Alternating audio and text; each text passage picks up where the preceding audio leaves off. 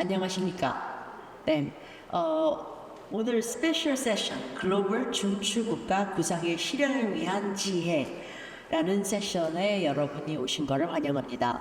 저는 그 외교부의 문화협력대사를 맡고 있는 손지혜이고요. 오늘은 정말 역사적인 그 자리입니다. 제가 전직 장관, 한국 전직 장관님을 한두 분 모시는 자리는 해봤지만 네 분을 이렇게 모시는 이러한 세션은 저는 처음 본 것 같습니다. 그래서 다른 분들한테 전직 장관님 네 분을 모시다 했더니 다들 한국 전직 장관이 아니고 이렇게 다른 나라의 전직 장관님들 다 모시는 자리라고 생각하지만 저는 한국의 전직 장관님 네 분을 모아서 한국의 글로벌 중추국가라는 전략을 위한 지혜를 모으는 아주 귀한 시간이라고 저는 사회를 본다고 생각하고 있습니다. 먼저 이렇게 조금 양해 말씀드리는데 제가 사실은 처음에는 이게 다 영어로 하는 줄 알고요. 제가 이 모든 거를 영어로 스크립트를 다 썼습니다. 그러다 보니까 지금 영어 한 거를 제가 좀 한글로 다시 제 스스로를 통역을 하면서 좀 해야 되는데 좀 왔다 갔다 거리면서 쓴다면 좀 양해를 좀 구하겠습니다. 하여튼 반갑습니다. 지금 이 세션의 기본 컨셉은 이제 그렇습니다.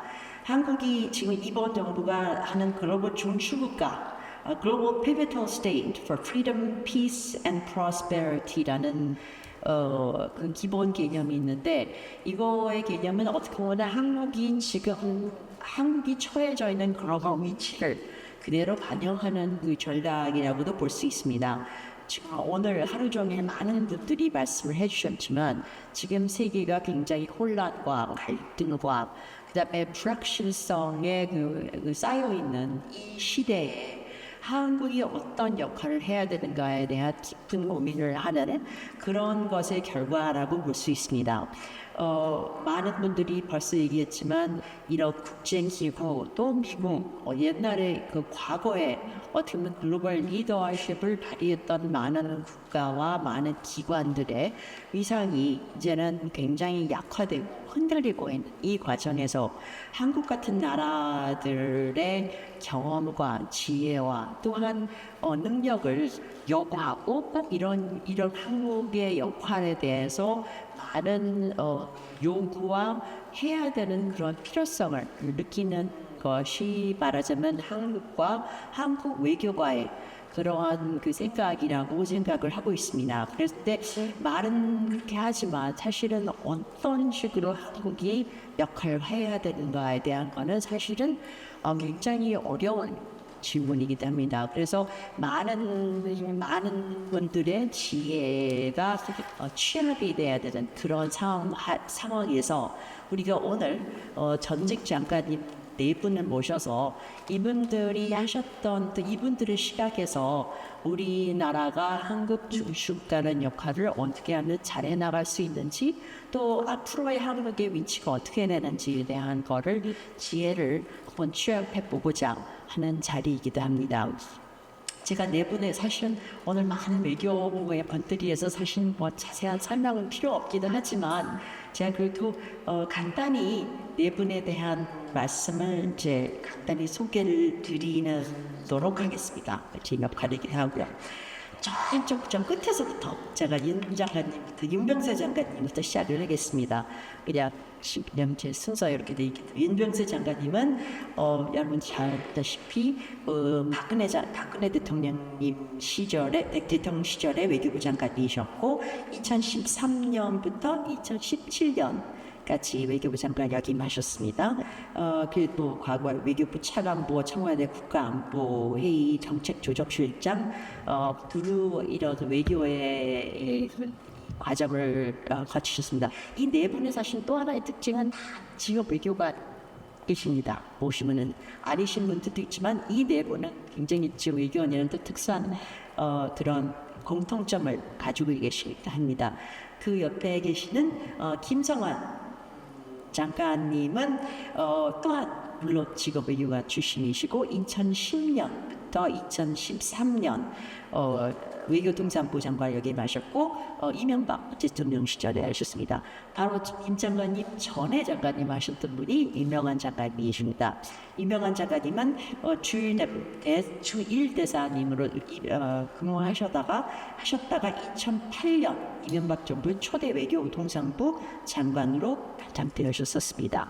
그리고 제 바로 옆에 계시는 성민순 장관님이 어떻게 보면 외교부 장관으로서는 제일 선배이고 장관 성민순 장관님은 전 노무현 대통령 하에서 외교부 장관을 2006년부터 2008년까지 외교부 장관을 역임하셨습니다. 네 분이 다 어떤 순서가 사실은 네 분이 다 순서 30 몇 대라고 말씀하셨죠? 35, 36, 37, 38 이렇게 쫙 순서대로 네 분이 지금 하셨습니다. 근데 먼저 저희 이제 장관님들께서 저 순서를 정하셨습니다. 그리고 그냥 장관님들을 따라가는데 먼저 그 윤병세 장관님부터 제가 질문을 드린다면 장관님께서는 정말 그 탈냉전기의 한국 외교 전략을 수립한 거에 중추 역할을 하셨는데 작가님께서는 어떻게 보면 지금 현재 아까 중추국가라는 그런 컨셉이 나온 지금 현 상황, 그러니까 어떻게 보면 미국 주도의 자유민주주의 국제 질서가 악화되고 있는 이 상황에서 한국 지금 그 국제 질서의 상황을 장관님께서 어떻게 보시는지, 우리가 이런 중추국가란 역할을 해야 되는 이러한 배경이 어떤 배경이라고 보시는지 장관님께 먼저 여쭙습니다.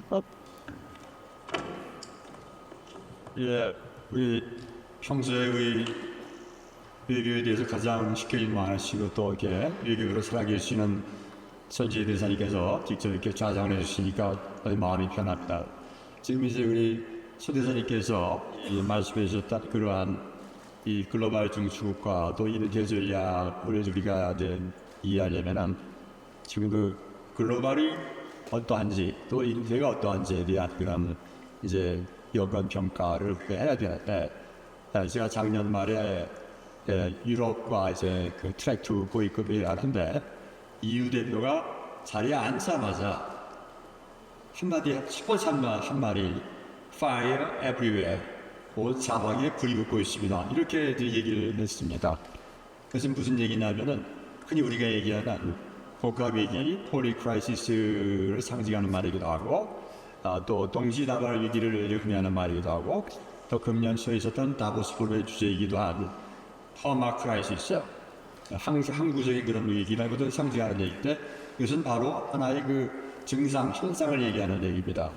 이것은 바로 말해서 이 탈냉전 시대는 이제 종언을 했는데 새로운 질서가 아직 확립이 되지 못하는 상태에서 나오는 전환기적 현상이라고 이제 보이고 있습니다. 그래서 제가 작년 말에 이제 제가 1년 동안 이제 글로벌 서베이랑 40여 개국을 대상으로 하면서 이제 보고서 하나 내고 또 이제 국제회의도 이제 11월에 했는데 그때 주제가 바로 손 대사님이 질문하신 세계는 과연 어디로 가고 있는가? 구호받은 문도시 이런 이제 제목을 했어요. 그래서 거기서 이제 여러 가지 그런 우리가 의견을 나눴습니다만은 전체적으로 우리가 이제 이 현재 세계가 앞으로 미래를 보는 그 관점은 크게 서너 가지가 있다고 생각이 됩니다. 그런데 그 중에 이제 대개 의견은 다양합니다만은 뭐가 되는 거는 첫째는 현재 그 대변환기가 수십 년 만에 일어날 듯 수년간에 아니면 더 짧은 기간 동안에 동시에 일어날 수 있는 아주 위험한 시기라는 그런 데에 의견이 모아지고 있고 특히 바이든 대통령 같은 경우는 앞으로 10년이 굉장히 중요하다 이렇게 얘기하고 있습니다. 두 번째로는 지금 미중 전략 경쟁과 이제 우크라이나 전쟁과 중동 이런 전쟁이 있습니다만은 앞으로 세계 질서가 어떻게 나갈 것이냐에 대해서는 사실은 그 확실한 의견을 내는 그런 없어요. 그 질서가 아주 잘 잡혔지 어떤 모습을 띄지 양금 지지가 날지 타격체제로 갈지 또 이것이 질서의 명령인지 세력의 결정인지 하는 이런 모든 문제에 대해서 이제 굉장히 그 의견이 뒤집힌만한데 중요한 건 바로 이 시점에서 벌써 이미 그런 하나의 그 질서가 분열화되는 현상이 나타나고 있습니다. 흔히 제일 많이 쓰는 표현이 파편화, 프래그멘테이션이라고 얘기하는데 이 벌써 우리 세계가 자유민주 진영을 이제 우리가 평시하는 글로벌 리스트 이렇게 하는 그런 교육이고 또 중러와 이제 중러와 같이 뜻을 같이 하는 글로벌 리스트가 또한 중이고 이 두 쪽과 때로는 같이 뜻을 같이 하거나 또 뭐 뜻을 같이 하지 않는 이 글로벌 사우스 개념이 있는데 이쪽은 과거와 같은 비노미가 아니고 이제 어떻게 보면 얼티어 라인 양쪽과 다 이제 어떻게 보면 양대를 거치는 그런 입장이 되겠죠. 그래서 합종연행이 이러한 세충을 중심으로 해서 이루어지고 있다 이렇게 말씀할 수가 있고요. 그러다 보니까 인피 지역에서 지난 2, 3년 동안에 수없이 많은 소다자주의를 우리가 보고 있죠. 미니레터리즘이라고 하는 걸 보고 있는데 우리 식으로 얘기하게 되면 짝짓기 현상이다. 짝짓기 현상이다. 근데 이것은 모든 것이 이런 것이 이제 글로벌 차원에서도 이루어지고 있고 인피 지역 내에서도 이루어지고 있고 또 지역 간에도 지금 나토와 인피 지역이 마찬가지 대표적인 거죠. 기능적으로는 안보와 경제와 기술이 분야별로 또 통합적으로 또 짝짓기 현상이 일어나고 있습니다. 그래서 이제 유엔과 세계은행, IMF, 또 유럽정원 이런 모든 데서 이 파편화에 대한 대책을 지금 보고서를 내고 많이 나와 있고 이번 9월에 유엔 사무총장이 또 이런 파편화에 대한 뜻을 내고 있죠. 그래서 그럼에도 불구하고 말씀하신 가장 중요한 질문 앞으로 어떻게 될 것이냐 그 문제에 대해서는 결국은 크게는 미국은 조금 실화의 경향이 있습니다만은 그래도 미중 전략경이 계속되는 가운데 극화되는 쪽으로 나가지 않겠느냐. 물론 미국이 영향을 많이 미칠 것이고 중국이 상당히 영향을 미칠 것이지 하지만 그럼에도 불구하고 어차피 앞서쪽으로 나갈 가능성이 따르게 많이 빈모지고 그 중에서도 이제는 일체 지역이 21세기 지정하게 진화지가 될 것이다 하는 것이 또 굉장히 중요한 이잖아요. 이것들이 다만 다행스러운 것은 작년 11월 에펙 때 그 미중 정상회담 때문에 좀 관리 모드로 나온 거 중국과 이제 그 디커플링한 그런 위에서 이제 디리스킹과 다변화 쪽으로 나가기 때문에 현재까지 좀 그런 대화 분위기가 이제 나오고 있다는 얘기죠. 이런 것이 정책적인 표현으로 나오는 것이 저희 경제하고라도 이런 얘기라든가 뭐 첨단 기술 폐관이라든가 또 보험으로 나가니까 자국 우선지로 나간다든가 또 뭐 탈세 얘기하다든가 이런 얘기들이 쭉 이제 나오더라고요. 그래서 저희 이제 되게 이제 중요한 포인트를 들었습니다만은 이런 앞으로 세질세 영향을 미치는 요인들은 요거 간단히 말씀드리면 천여 가지가 있는데 결국은 이제 앞으로는 첨단 기술이 제일 중요하다는 그런 이제 말씀하실 수가 같은 것이고 또 과거는 이더라도 경제학부에서 보는 것처럼 외교부 정책이 주요국들의 국내 정치에 영향을 받는 게 꽤 커지고 있다. 특히 금년 12월 미국 대선이 아주 중요해진다 하는 말씀을 드릴 수 있고요. 지금 모두에 말씀드린 것처럼 지금의 글로벌 사우스는 이번에 브릭스가 확대되는 것처럼 보시면 아시겠습니다만 글로벌 사우스 역할이 상당히 중요해지고 있다. 우리 사우디나 UAE가 우리의 전략적 동반자가 있습니다만 브릭스에 조인하지 않았을까 그런 이제 측면이 있고 P25가 지금은 EU보다 GDP가 전 세계 사찰에 비해서 큽니다. 그 정도로 이제 이 글로벌 사우스의 핵심 국가들이 변한 것이고요. 제 걱정스러운 것은 북한과 러시아 간의 이러한 새로운 전략 협력이 혹시라도 지금 이제 흔히 언론에서 얘기하는 것처럼 중국이 지금 또 가담을 하고 또 이란까지 가담을 해서 하나의 엑시스가 돼가지고 새로운 지정학생이 취급될 경우에 지금도 더 어려운 쪽으로 나가지 않겠는가 그런 생각이 갖고 있고 결과적으로 일하는 것이 지금 우리 현 정부가 이제 그 글로벌적 국가 전략이나 인체 전략을 내세우면서 이러한 모든 문제를 과거처럼 한반도 중심의 시각에서 이제 치러지지 않고 글로벌한 차원에서 또 지역적인 전략 차원에서 이걸 하고 있다는 것, 통합적인 전략을 추구하고 있다는 것, 이것이 바로 이러한 문제의식을 출발한 그런 이런 정부의 고민이라고 저는 생각하고 있습니다. 이상입니다. 나나님 진짜 말씀하신 대로 정말 fire everywhere 이라는 생각이 있고 전에는 이런 상황을 두던지 게임이라고 했습니다. 하나를 이렇게 내리면은 다른 튀어나오는데 이제는 내려가지도 않은 상황에서 또 올라오고 또 올라가는 그 전 세계적인 그런 상황을 장관님께서 굉장히 정말 브로드하게 알려내 주셨는데 이런 상황에서 사실은 지금 한국에서 이루어지는 많은 전략 중에는 일본과의 한일 관계가 사실은 좀 많이 대두가 되고 있습니다. 미국과의 관계하에서 한미일 그런 어떤 가치 외교를 좀 추적을 하고 있는데 저 유명한 작가님께서 한번 그 일본을 중심으로 이 미국과의 또 한국이 앞으로 나가야 될 지역 안보에 대한 말씀을 조금 부탁을 드려볼까 합니다. 네, 감사합니다. 지금은 그 윤병세 사마님께서 개납적으로 국제정세에 걱정을 말씀해 주셨는데 사실 우리 현 정부가 글로벌 중추국가, 글로벌 피보틀 스테이트, 그거를 실현하는 그 하나의 외교 정책의 수단으로서 자유, 평화, 번영 이 세 가지 키워드 이걸 위해서 어떤 태평양 전략이다. 자유, 평화, 번영 을 위한 인도 태평양 구상이라고 그럴까요? 좀 어떻게 보면 이 개념이 그냥 좀 추상적인 것 같고 해서 근데 저는 이런 그 세계 도처에 위장간에 여기저기 파이어 불이 붙은 이런 상황에서 우리가 어떻게 길을 찾아야 될 것인가 하는 거는 다시 키신저의 얘기 빌리기 전에 우리가 지정학적인 면에서 우리가 교훈을 얻을 수 있지 않을까. 1900년, 1800년도 말 소위 구한말 시대라고 그러죠.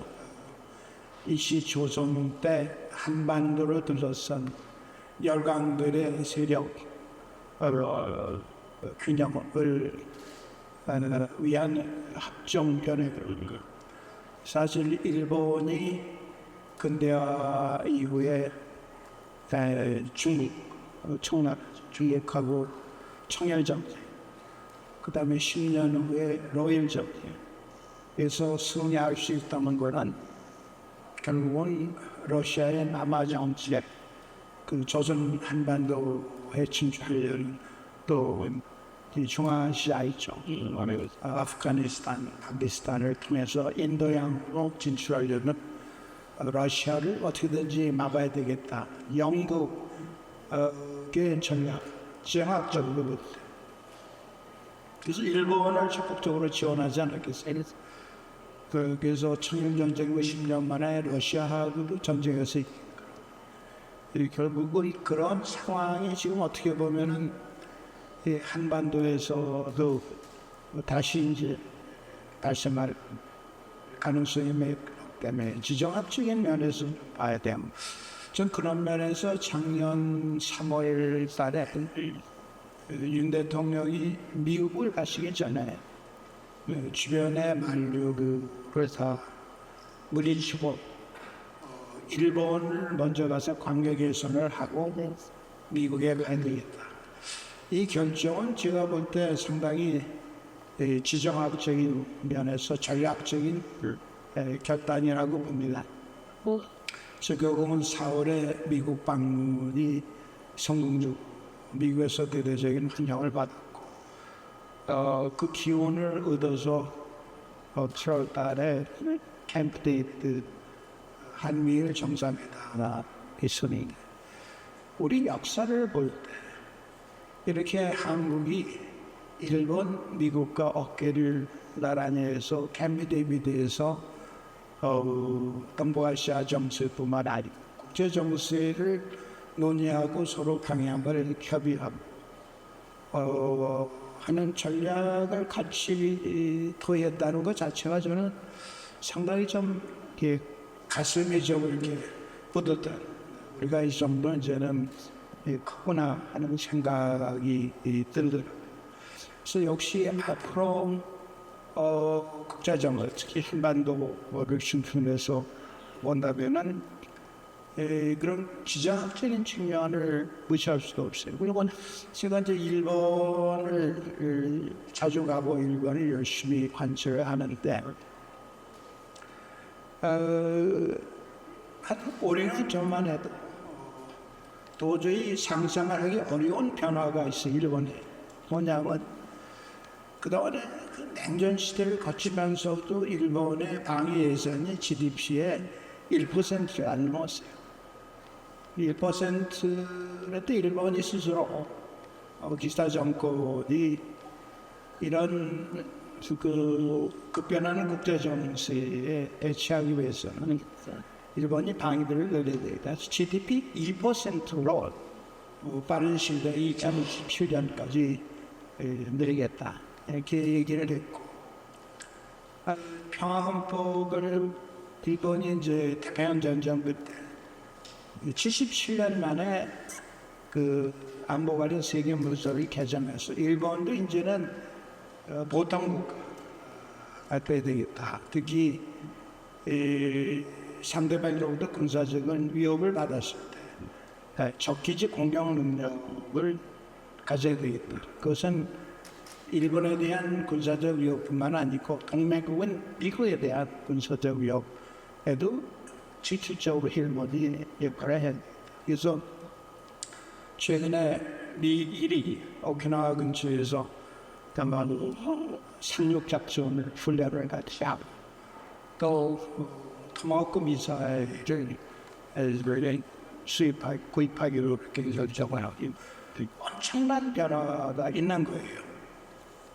그것은 뭐냐면 미국이 그런 동북아시아의 안보적인 위협에 대처하는데 좀 일본이 더 역할을 했으면 좋겠다는 그런 요청도 있는 거지만 일본 스스로도 이제는 새로운 위협, 특히 남중국해에 있어서의 그 항해 자유라든가 또 대만 해외에 있어서 예기치 못한 어떤 유사시 위협이 발생할 경우 이제는 일본도 미국에만 의존할 것이 아니라 스스로가 역할을 하는 그런 능력을 가져야 되겠다는 판단을 해서 가능한 거기에 대해서 뭐 동남아 국가하고 같으면 좀 반대를 하고 말 텐데 별로 거기에 대한 절 반대도 없고 그러니까 그만큼 국제 정세가 저는 변했다 그래서 이제는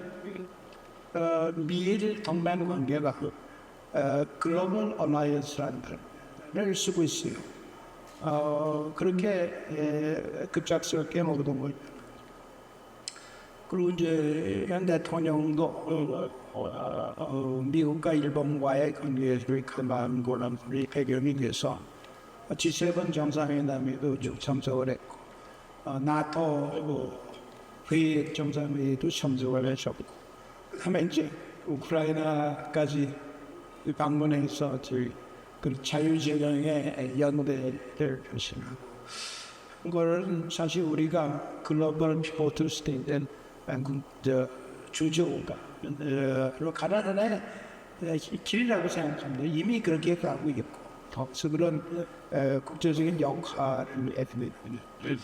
반면에 중국과 러시아는 좀 그런 한국의 행보에 대해서 불편한 기색을 감추지 않았어요. 시세적으로 거기에 대한 불편을 얘기를 했고 있는데 다시 지정학적으로 돌이켜보면 한국이 취한 위치에서 미중 일로 미일중로 네 개 국가하고 동일하게 어떤 관계를 갖기는 쉽지가 않아요. 어느 한쪽 진영에서 우리가 속해서 힘을 가지고 또 그 반대편의 나라와의 관계를 악화되지 않도록 유지하는 게 중요하지. 소위 가운데 서서 균형자 역할을 하겠다. 그거는 그럴 수는 없어요. 균형자 역할이라는 걸 우리가 어느 쪽으로 움직였을 경우에 전체의 세력 구도가 변하는 지정학적 그게 균형제지. 우리가 움직인다고 움직이는 우리 스스로가 손해는 그런 위치에서 우리가 봐야 하는 그런 역할이 되겠느냐. 저는 확실하게 우리가 서 있는 것이 자유민주주의 시장경제 우리가 가장 많이 자유시장 경제 혜택을 본 이 정도의 경제 발전을 해서 우리가 GDP 규모가 세계 10위권, 무역 규모가 세계 6위권의 대로 발전을 했으면 우리도 거기에 맞는 역할, 그러니까 레토릭만 가지고 우리가 중추국가가 될 수는 있기 때문에 그런 이제는 우리가 자유민주주의 가치를 수호한다는 것은 인식하에 우리도 어느 정도의 소위 거기에 대한 대가를 치러야 할 준비를 해야 되지 않나 이런 생각을 하고 있습니다. 아니, 저기 이제 추후로 장관님께 그 중추 역할에 대한 거는 한번 다시 또 여쭤보겠습니다. 지금 딱 넘어가기 전에 저희가 질문을 하실 수가 있습니다. 지금 질의응답 시간을 하겠는데 질의응답을 제가 듣기로는 여러분의 자리에 그 종이가 남아 있는데 질문을 써주시면 주변의 요원들이 지금 손 들고 계시는 젊은 분들이 질문을 취합해서 저한테 전달을 하신다고 그렇게 얘기를 들었습니다. 그래서 근데 그 취합을 한 30분 이내로 좀 취합을 부탁을 드린다고 합니다. 그 지금 이 장관님께서도 4시 20분까지 취합을 한다고 들었습니다.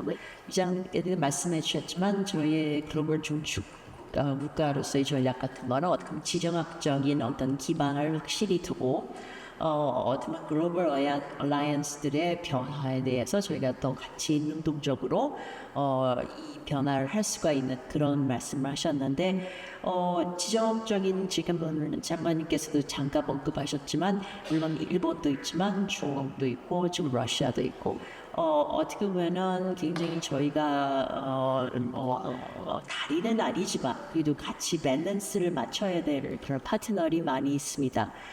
김성환 장관님께서 말씀을 좀 부탁을 드릴까 하는 측면이 중국 관련입니다. 사실은 일본에 대해서는 역사를 더듬어 가면서 사실은 어려운 역사임에도 불구하고 지금 그 서로의 전략적인 이익을 위해서 같이 행동을 하고 있는 측면이지만 사실은 중국 또한 우리한테 굉장히 가까운 이웃이고 중국 또한 굉장히 우리한테 중요한 이웃인데 한일이 이렇게 가까워지면 한중이 멀어지고 하는 그런 것에 대한 우려도 많이 하고 있는데 장관님께서 어떻게 보시는지. 네, 감사합니다. 오늘 이렇게 좋은 기회를 만들어 주신 제주평화연구원도 감사드리고요. 중국 얘기 좀 하기 전에 글로벌 중축과 관련해서 제가 이제 2013년에 퇴임을 하고 대학에서 강의하고 싱크탱크에 이제 관여를 하면서 주로 미중일의 이제 싱크탱크들하고 교류를 했습니다만은 이분들이 이제 저를 만나면 한국의 역할에 대해서 말씀들을 하십니다. 사실 보면 우리나라가 이미 다 아시는 얘기입니다만은 국민 소득이 3만 달러를 넘어가는데 인구가 5천만이 넘는 국가는 우리가 7번째라고 그래요. 그리고 지금 우리 경제 규모가 세계적으로 보면 환율에 따라서 조금 다르긴 하지만 대개 10위권에서 한 13위권을 왔다 갔다 하는 것 같습니다. 거기다가 지금 우리 최근에 와서 차세대 산업으로 이렇게 중요성을 인정받고 있는 그 반도체라든가 또 배터리, 또 바이오 이런 것들을 대량으로 생산할 수 있는 국가가 또 사실 몇 안 되는데 대한민국도 그 중에 하나기도 하고요. K-팝이다. 최근에 신문기사 보시면 아시겠지만 라면의 수출이 그렇게 많이 늘어서 미국에서도 굉장히 많이 팔린다고 그러는데 우리가 문화적으로도 세계에서 이제 어느 정도 자리를 잡은 것이 아닐까. 이제 그러다 보니까 한국도 세계 무대에서 좀 뭔가 기여를 해야 된다. 그런 기대들이 있었지 않았나 그런 생각이 듭니다. 그래서 글로벌 중축국가라고 해서 우리가 국제 무대에서 좀 더 많은 기여를 하겠다 하는 뜻을 표명한 것으로 봐서 아주 좀 적절한 시기에 그런 정책을 하고 있다 하는 생각을 했고요. 정세와 관련해서도 결국 보면 지금 강대국들이 결국은 자국 중심으로 가는 게 점점 강해지고 있기 때문에 그게 우리를 굉장히 특히 미국과 중국이 이렇게 경쟁하는 것이 외교에서 상수처럼 돼버렸기 때문에 사실 우리가 좀 어려움을 겪고 있는 것 같고요. 또 지금 오늘 아침에도 많은 지적을 하셨습니다만 지금 최근에 와서 이런 전쟁이라든가 분쟁 이외에 제일 중요한 문제라고 하는 것이 결국 기후변화인데 뭐 구테레스 사무총장도 말씀하셨고 오늘 아침에 반 총장님도 누차례 강조하셨습니다만 이제 글로벌 워밍이 아니라 글로벌 보일링의 시대로 왔다라고 말씀하고 있고요. 이미 작년에 그동안 우리가 1.5도 한계라고 생각하던 것이 이미 초과가 됐습니다. 그래서 죄송합니다. 제가 얼마 전에 UNDP하고 클라이미트 센트럴이라는 데서 만든 동영상 자료를 본 적이 있는데요. 그동안 한국은 우리가 비교적 산악이 많기 때문에 이런 글로벌 워밍이나 보일링에서 별로 피해가 없을 것이다.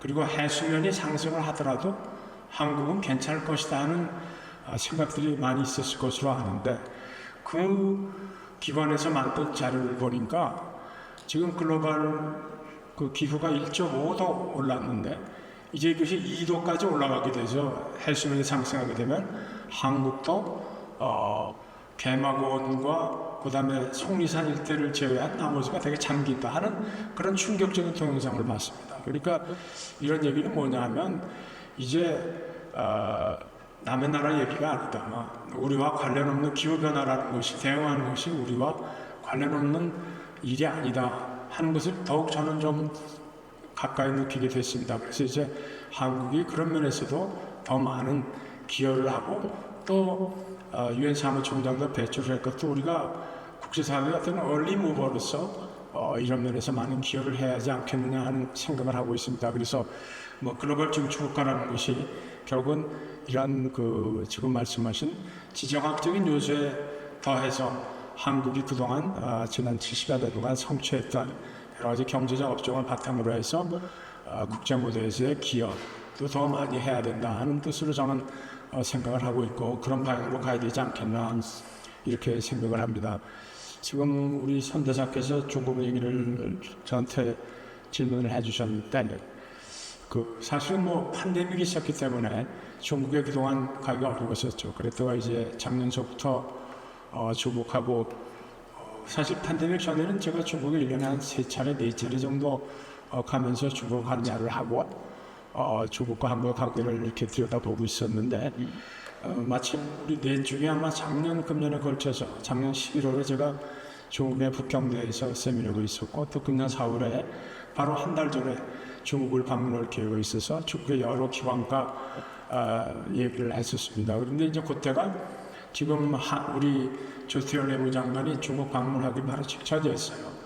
그때 중국에 가보니까 중국의 학자들이 저한테 굉장히 많은 질문을 하더라고요. 그리고 대부분의 인사들이 생각하는 게 그 뭐 중국은 대개 위에서부터 정부에서 생각하는 거를 학자들이나 전문가들이 다 같이 공유하는 사회니까 한국 정부가 그동안 미국하고 관계를 너무 거기에 치우쳐 있느라고 중국과 관계를 소홀히 한 거 아니냐 인식을 가지고 많은 질문을 했습니다. 그래서 제가 대답하기를 생각을 해보시라. 지금 북한이 저렇게 요새 최근에 신문 보면 며칠이 멀다 하고 맨날 미사일 발사하고 정찰위성 발사하고 핵 능력을 향상하겠다고 저렇게 한국에 대해서 핵을 가지고 위협을 하고 있는데 우리가 90년에 남북 비핵화 합의가 있음에도 불구하고 한국은 충실히 지켰는데 북한은 그걸 어기고 지금 6차례 핵 실험을 하고 그 핵 위협을 하는데 우리가 갈 길이 어디죠? 한국은 지금 핵을 만드는 상황이 아니지 않느냐. 그러니까 우리가 핵을 우리에 대한 핵우산을 강화하는 쪽으로 갈 수밖에 없고 우리가 한미 간의 협력을 통해서 더 우리의 대응 능력을 강화하는 수밖에 없냐고 제가 누누이 많이 설명을 했고 또 중국 사람들도 그런 우리가 처해 있는 환경에 대해서는 많은 이해를 표명을 했습니다. 그리고 한미일 협력과 관련해서도 한 가지 잘 한국에 알려지지 않은 것이 지금 우리 주한미군이 28,500명이 한국에 주둔하고 있지만 한국의 유사시에 대개 병참의 후방 기지들이 다 일본에 있습니다. 그러니까 결국 주한미군과 한미 동맹이 더 중요하지만 그런 측면에서 한미일이 같이 협력해야 되기 때문에 우리가 한미일 협력을 하지 않을 수가 없다 하는 당위성에 대해서 많이 중국 사람들에게 얘기를 했고 또 그분들이 속으로 다 만족을 하지 않겠지만 그래도 한국의 처지에 대해서는 조금 이해를 하지 않았을까 저는 개인적으로 그렇게 생각을 했습니다. 다만 이제 이번에 조태열 장관이 죽방을 했고 또 한중일 삼국 정상회의가 있었기 때문에 앞으로는 한중 관계도 조금은 더 분위기가 좋아지지 않겠는가 그렇게 저는 생각을 합니다. 그리고 지금 이제 미중 관계가 이렇게 계속 경쟁이 심화되는데 그래도 윤 장관이 지금 말씀하신 대로 하나 다행스러운 것은 미국과 중국이 이제는 관계를 조금 관리를 해나가야 되겠다는 필요성을 느낀 것이 아닌가 생각합니다. 사실은 우리가 그동안 뭐 한때는 한미 경중이라는 표현도 언론에서 많이 쓰셨고 뭐 그렇게 했습니다. 이렇게 미국과 제가 쭉 우리 외교를 돌아봤을 때 결국 미중 관계가 안정되어 있을 때 우리 한반도의 정세도 제일 안정이 되지 않았나 그런 생각이 듭니다. 그래서 그나마 이제 미중이 좀 경쟁 관계를 관리하는 쪽으로 이렇게 최근에 움직임이 있어서 다행스럽게 생각을 하고요. 그렇지만 역시 트럼프 대통령이 이제 선거에서 다시 당선이 된다면 그분이 지난 1기 때 했던 여러 가지 활동으로 봤을 때 또다시 어려움이 오지 않을까 이런 걱정이 앞섭니다. 그래서 아마 트럼프 대통령의 당선에 대해서는 아마 세계 모든 나라가 다 같이 지금 걱정을 하고 있는 것이 아닌가 저는 개인적으로 그런 생각을 합니다. 그리고 이제 중국과의 관계에 있어서도 사실은 우리가 언론에서도 뭐 신냉전 체제다 이런 표현을 씁니다. 근데 저는 뭐 거기에 동의하지 않고요. 작년에 북경대 갔을 때 조셉 나이 교수가 지금은 신냉전 체제라는 표현이 맞지 않는다라는 설명을 해주셨는데 저는 굉장히 동의합니다. 그분의 설명에 따르면 그 옛날 냉전 시대에는 아예 공산 진영과 교역이나 뭐 이런 여러 관계가 거의 없었다. 근데 지금은 뭐 중국과 무역 관계가 아마 세계 모든 국가들이 거의 대부분의 국가가 제1의 교역사가 되는 게 최근엔 아마 중국일 겁니다. 미국도 마찬가지고요. 뭐 디카플링이다, 디리스킹이다라고 얘기를 하고 있지만 아직도 미국과 중국의 교역은 굉장히 긴밀하게 진행이 되고 있거든요. 그러니까 이제 그때에 쓰던 그런 냉전에 비추어서 신냉전이라는 용어를 쓴 것은 맞지 않다라고 하버드 대학의 조셉 나이 교수가 그렇게 설명을 하신 저도 100% 동의를 하고요. 다만 북한은 지금 신냉전 체제라는 말을 자기들의 공식 용어로 쓰면서 이렇게 한미일과 그다음에 중국, 러시아, 북한 이렇게 묶어서 그런 대결 체제로 정의해서 끌고 나가려는 움직임을 보이고 있습니다. 그렇지만 저는 중국은 러시아와 입장이 좀 다르다고 개인적으로 생각을 합니다. 지난번 그 유엔에서 있었던 북한 제재에 대한 전문가 패널을 종료하는 투표에서도 뭐 결과적으로 마찬가지가 됐지만 중국과 러시아가 서로 다른 입장을 보였기 때문에 그런 북한이 획책하는 신냉전 체제를 막기 위해서도 우리가 중국과는 계속 좀 소통을 좀 더 강화해야 되겠다 하는 생각을 많이 합니다. 역시 중국 사람들이 그때 저한테 굉장히 많은 질문을 했고 또 물론 아까 말씀드린 대로 팬데믹이라는 특수한 상황이 있었지만 조태열 장관도 6년 만에 중국을 우리 외교부 장관이 방문했다는 것을 보면 우리가 중국하고 좀 더 소통하기 위한 노력을 많이 해야 되겠다 하는 필요성을 느꼈습니다. 그리고 이제 우리가 중국하고 수교한 지도 30년이 넘었습니다만은 중국과의 관계에서 우리가 조금 더 세심하게 해야 될 이유가 또 생긴 것이 그동안 중국은 우리의 제일 큰 교역 상대국이었습니다. 아마 작년 팬데믹 이전에 이제 아마 2018년 정도가 제일 피크가 아니었나 싶은데 그때는 우리하고의 중국의 교역이 미국, 일본 합친 것보다 더 컸었거든요.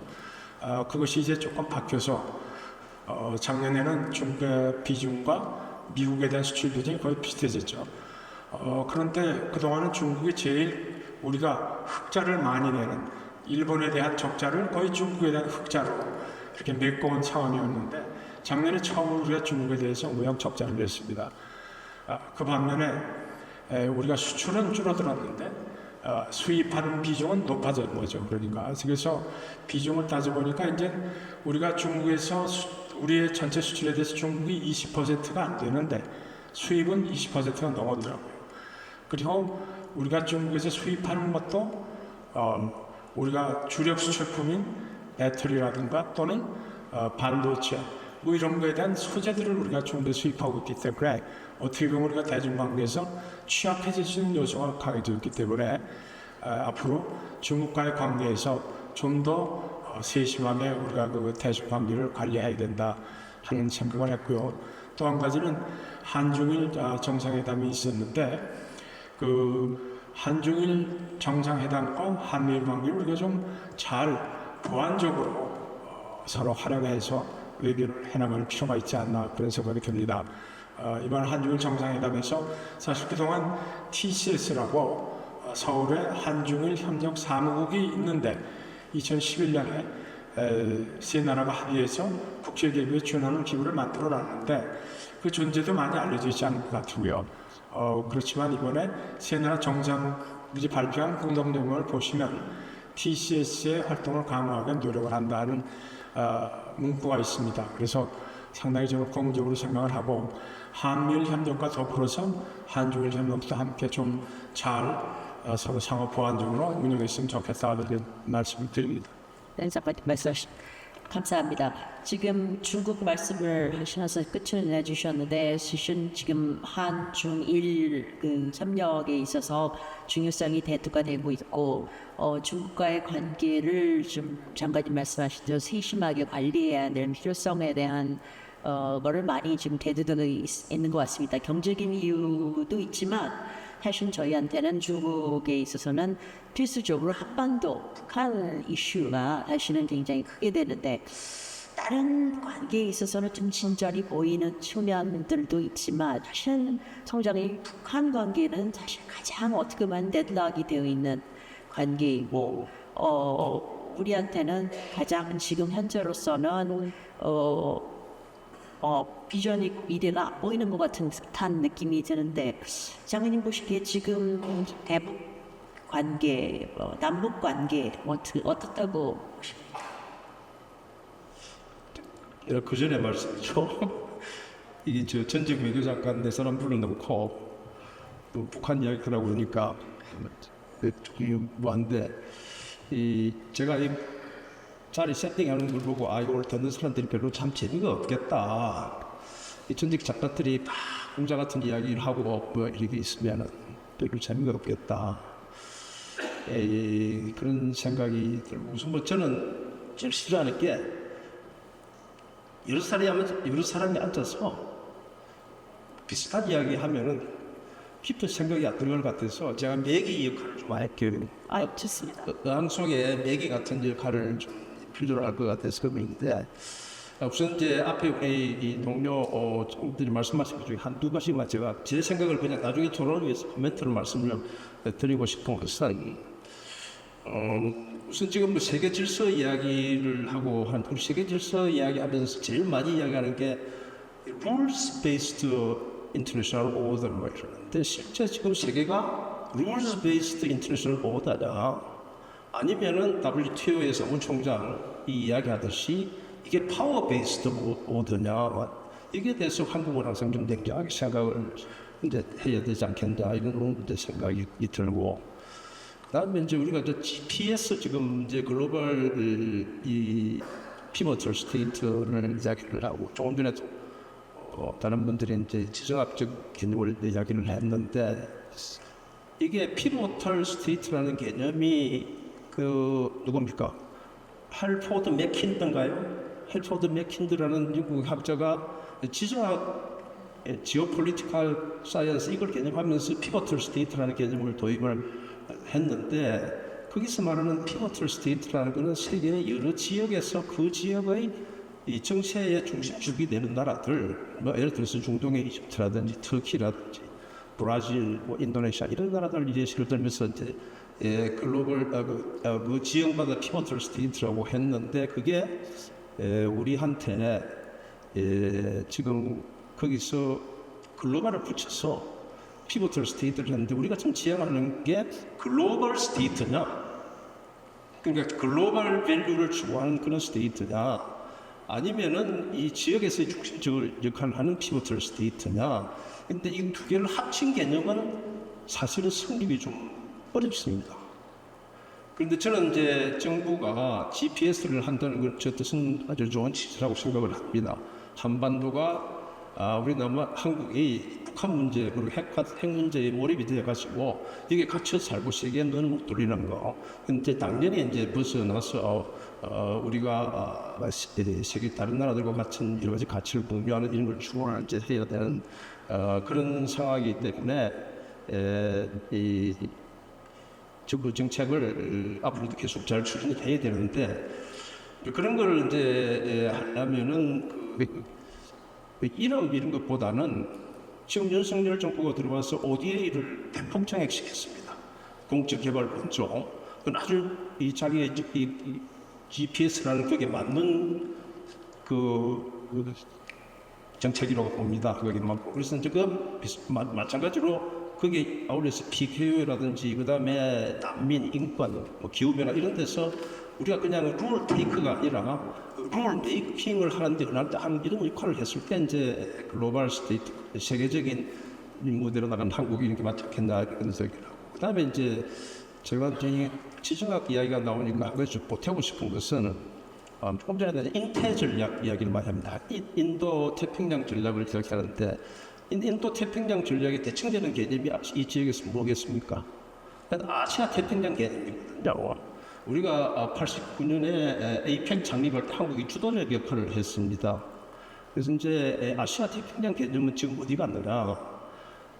그리고 이제 이게 인태 개념이라는 걸 잘 아시다시피 일본의 아베 총리가 2007년에 점령했다가 그 다음에 이제 다시 2차 내각 때 제기를 하면서 2017년에 트럼프가 좋다 이렇게 받아가지고 인도 퍼시픽 개념이 됐는데 그 한국의 입장에서 볼 때 한번 냉정하게 볼 필요가 있습니다. 한국은 아시아 퍼시픽 개념이 됐을 때 상당히 우리가 주도적 역할을 했어요. 근데 인도 퍼시픽 개념이 됐을 때 한국이 거기서 어떤 역할을 할 수 있는지 냉정하게 생각할 수가 있고 그 다음에 이게 아까 이제 지정학적 관점에서 보면은 인도 아시아 태평양 이렇게 했을 때는 한국이 중심에 있지만은 인도 퍼시픽이 되면은 한국은 상당히 프론트라인 스테이트가 될 가능성이 많습니다. 인도 태평양과 아시아 대륙과의 경계선에 서 있는 이런 개념이 있단 말이에요. 그래서 저는 이걸 인도 태평양 개념을 부인하라 거부하라는 게 아니라 조금 전에 다른 우리 장관들 잘 이야기하셨던 김성환 장관 이야기 잘 하셨는데 그게 이제 상징적으로 나타나는 게 한국 입장에서 볼 때는 한미일과 한중일 이런 거거든요. 한중일은 상당한 개념에 있어서 아시아 태평양의 개념을 받습니다. 그리고 한미일을 이걸 하면 이제 상당히 이제 인도 태평양 이런 쪽으로 일어납니다. 저는 뭐 그런 면에서 우리 정부가 지금 하고 있는 걸 잘하고 잘했고, 특히 이제 이번에 한중일 그 정상회담을 4년 만에 했고, 그 내용에도 이렇게 보면은 아까 우리 송 대사도 말씀하셨듯이 민감한 문제는 그게 하기 어려워요. 사실 지금부터 2007년이니까 17년 전에 바로 이 자리에서 제가 당시 외교장관 때 처음으로 일본 외교장관을 따로 불러서 중일 3국 외교장관을 처음 별도 회담을 했습니다. 그때도 이걸 해보니까 역시 민감한 문제는 여기서 이 전략적인 문제는 걸 하기 어려워요. 그래서 그렇지 않은 이제 비교적 좀 부드러운 이슈가 이렇게 이번에도 보면은 이제 결국 그런 과정을 잘 밟고 있는데 여기서 제가 눈에 이번에 한중일 정상회담에서 눈에 띄는 거는 미국이 상당히 또 그렇게 생각하는 이 자유무역 개념으로 지금 이제 세계 자유무역 질서를 미국이 상당히 자기 아메리카 퍼스트 하면서 그건 아메리카 퍼스트라는 게 제가 보기에는 꼭 트럼프다 바이든을 구분되는 게 아니라 그 정도의 차이만 있을 뿐이지 그 사람들의 디그리의 차이가 있을 뿐이지 카이드의 차이가 있는 건 아니거든요. 이제 그런데 이번에 저는 한국이 많은 역할을 했다고 생각을 합니다. 한중일 정상회담 공동성명에 자유무역 개념, 그 투자 자유 이걸 강조를 이런 건 이제 잘 했다고 저는 이제 보고 있고, 그 다음에 이제 지금 이제 우리가 냉전 개념 이것도 말씀이죠. 그 냉전, 그 콜드워 캐피탈 C 캐피탈 W 콜드워냐? 그건 이제 과거의 1차 냉전이고 또 다른 보통 명사의 콜드워라는 거는 지금 사실 이루어지고 있거든. 다만 지금 다 말씀하신 대로 미국과 중국이 서로 경제적으로 엮여 있기 때문에 과거와 같은 미소한 냉전하고는 다르지만 지금도 분명히 리버럴 오더와 오소리테리안 이 오더를 중심하는 사이에 대립이 되고 있고 자기들이 서로 사이에 선을 그어놓고 있고 첨단 기술은 이전하지 말라. 이거는 분명히 보통 명사의 콜드워가 이루어지고 있는 겁니다. 그건 현실로 우리가 받아들이는 것이 저는 이제 맞다고 그렇게 생각을 하고요. 너무 이야기를 많이 했는데 이제 본론 이렇게 보통 서론 이야기하다가 본론을 놓치는 경우가 많습니다만은 조금 전 세션에서도 이렇게 보니까 이제 북한 이야기를 많이 했는데 지금 사실 우리 한반도가 서로가 간신히 물리적 충돌을 피하는 그런 물리적 충돌을 피하고 있는 그런 상황 아니겠어요? 이게 이제 그러면서 서로 간의 억지력의 균형이 되면서 물리적 충돌을 이제 막는 그런 상태가 돼 있는데 지금 뭐 세계 질서나 미중 관계 이런 걸 봐서 이게 호전될 전망도 없고 더더욱이 남과 북 자체가 지금과 같은 이런 그 대립과 교차기를 탈피할 수 있는 의지나 능력이 있다고 보지는 않습니다. 저는 그건 어렵다고 생각합니다. 그래서 우리로서는 지금 있는 현재의 현상을 교착 상태에 있지만 이걸 갖다가 더 위험하게 되지 않고 관리하는 것이 최선의 생각이라고 조금 전에도 토론을 많이 했습니다만 북한이 위성 발사 로켓 가지고 논란을 많이 하는데 제가 보기에는 북한은 위성 발사하고 성공할 겁니다. 꼭 할 겁니다. 그건 왜냐하면 북한의 이게 이제 이런 문제를 볼 때 북한의 시각에서 봐 있는데 북한은 다른 나라들은 자기를 위해서 다 보고 있는데 나는 옆 나라를 본다. 그 쉽지 말씀. 이웃집이 있는데 이웃집은 내 집을 다 보고 있는데 나는 옆집을 못 본다. 그러면 이거는 알 수 없어요. 그래서 북한은 무슨 수를 내서라도 이거는 꼭 할 것이다라는 그런 전제하에서 우리가 어떻게 할 건가 대화를 하는 게 이제 맞다고 이렇게 보고 제가 이 대북 정책과 관련돼서 저는 대북 정책의 이 패러다임을 바꿔야 된다고 생각을 합니다. 우리가 이제 과거에 진보 정부에서는 비핵화하고 교류 협력하고 평화 체제 만들고 통일로 갈 것이다. 그리고 보수 정부도 당연히 비핵화하고 교류 협력하고 이렇게 하지만은 그거 잘 안 되면은 압박하고 그러다 보면 북한은 결국은 붕괴될 것이다. 그렇게 해서 또 통일이 기어올 것이다. 이런 이제 정책의 라인이 크게 되는데 그 두 개 다 사실은 실패하고 있고 앞으로도 저는 그대로 가면 실패할 것이다. 이렇게 생각을 합니다. 과거의 정책이 사실 지금 보면은 평화 구축을 중심으로 한 이런 정책은 사실 평화는 더 멀리 했고요. 그 다음에 평화는 좀 더 위태롭게 있고 또 통일을 중심으로 한다고 하는 정책도 사실은 통일은 더 멀리 갔습니다. 이렇게 평화는 더 위험하게 했고 통일은 더 멀리 갔으면 이 정책은 또 새로운 각도에서 봐야죠. 그냥 그 틀 안에서 그걸 템플릿이라고 그래요. 정책의 템플릿. 정책의 기본 틀에서 계속 거기서 뭘 바꿔봐야 되는 게 아니기 때문에 저는 지금 현 정부나 또 문재 정부가 그러더라도 멀지 않아서 하나의 한국을 가지고 만들어가야 되겠다 하나 그런 인식보다는 통일이라는 건 한 장래의 영역에 속하는 그런 존재로 생각하고 정책을 새로 해야 되지 않겠나 이렇게 봅니다. 제가 최근에 나온 눈비의 적대적 관계 이런 이야기를 믿겠습니다만 너무 많은 시간이 들 것 같아서 우선 여기서 끝을 내도록 하겠습니다. 장관님 감사합니다. 사실 장관님 말씀하신 약간 프로보케티브한 질문은 주로 제가 하는데 오늘은 장관님 네 분을 제가 모셔가지고 질문이 들어서 제가 못했는데 장관님이 대신하셔서 이 장관님이 그러면 바톤을 받아서 좀 말씀해 주세요. 제가 한 가지만 우선 보충을 하면은 김 장관 말씀하셨지만 그 한중일 정상회담 사실 2008년에 처음으로 한중일 정상회담을 과거에는 그 아세안 플러스 3 정상회담이라는 그 계기에 했거든요. 이제 처음으로 그거 별도로 한중일이 만난 거는 2006년에 후쿠오카에서 그때 아소나라오 상이었어요. 그게 이제 처음이고 그래서부터 지금까지 쭉 이어져 왔는데 사실 2010년에 이명박 대통령이 접선하셔서 그 한중일 협력 사무국을 하나 만들자는 얘기는 우리가 제안했고 처음에는 사이버 사무국으로 시작을 했어요. 그러다 그는 이제 김성환 장관님 때 실질적으로 사무국을 설치했고 사실 한중일 정상회담 그 자체에 매우 의미가 있고 근데 여러 가지 이유로 이렇게 활성화가 서로나도 있었지만 그 전에 사드 문제로 한중 관계가 긴장되고 해서 생각보다 이렇게 좋은 진전 활성화가 덜 됐는데 자, 이 대목에서 우리가 이제 한번 생각해 보는 거는 그 한중 관계 아까 참 내가 이제 미일하고 관계를 참 중요시하니까 그러면 한중 한러 관계는 어떻게 하느냐는 알겠는데 그 대목에서 제가 의문이 하나 있어요.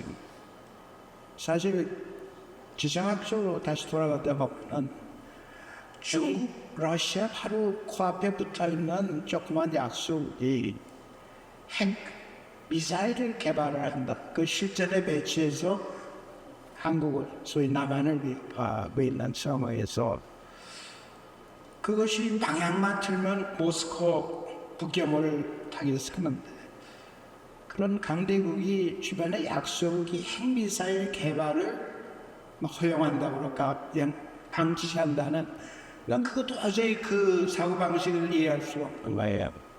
그러면서 일부러 자꾸 왜 미국의 사드를 배치하느냐고 하는데 제가 그때 중국 측에 뭐라고 얘기하냐고 사드는 미국이 한국에 있는 주한 미군을 북한의 핵 미사일로부터 보호하기 위해서 15억 불이나 들어가는 장비를 자기네 돈으로 사서 한국에 배치합니다.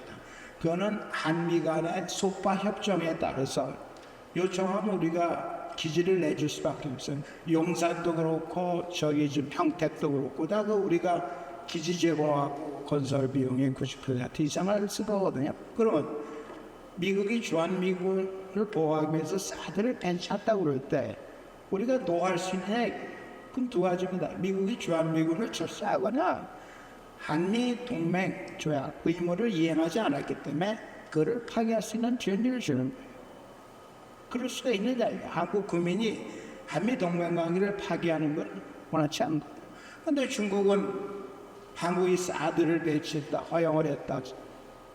뭐 여러 가지 제재를 가지 않았어요. 롯데가 완전히 풍지박산이나 여러 가지 보이지 않는 관광서부터 문화서부터 모든 걸 제약을 하면서 건드라는 우리 제재하지 않았다. 그러니까 없다. 민간 이렇게 하기 때문에 한중 관계가 그 한국 국민들이 중국을 불신하게 되는 가장 큰 이유가 그 사드 보복이 그래서 그거는 중국이 장기 전략적으로 볼 때 그런 한국의 특별한 위치, 북한 핵에 대한 위협에 대해서 같이 좀 그렇게 쉐어를 하고 노력을 해줘야 돼. 북한 핵. 근데 지금 보세요. 러시아하고 중국의 태도를 봐.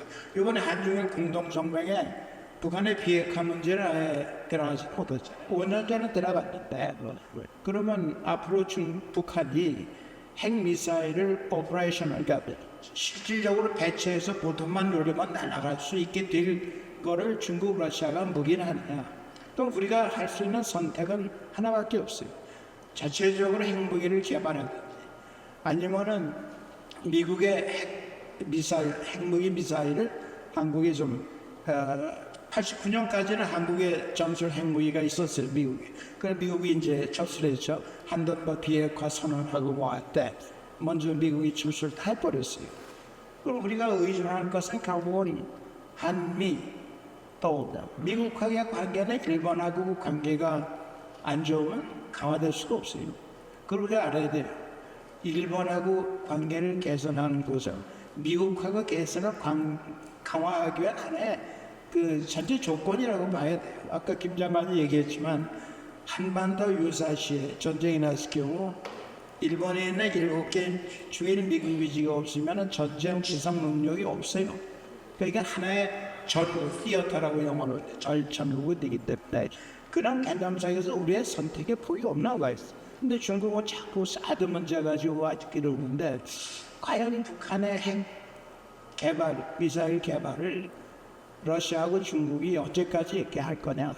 나 그거에 대한 좀 의구심이 많아요. 그 우리 송장환 초대 국자회담 수석 대표 하시고 했는데 저 북한 핵 문제에 대해서 이제 기바쁜 것 같아요. 이제 뭐 페타 공들로 북한을 핵보유 인정해야 되는 건지 뭐 대책이 뭐가 있겠어요? 우리 저 유장관님 뭐 내보고 해법 내놓으라는 말씀이 있을까 하나. 그런데 이제 북한 중국이 볼 때는 우리 다 아는 이야기 아닙니까?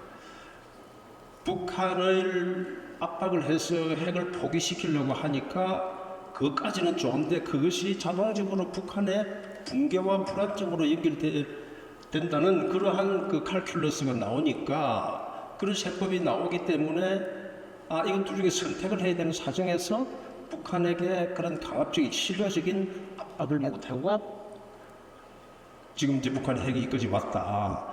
이런 이것도 현실이거든요. 현실. 그럼 내가 이걸 볼 때 내가 중국이랑 어떻게 하겠느냐.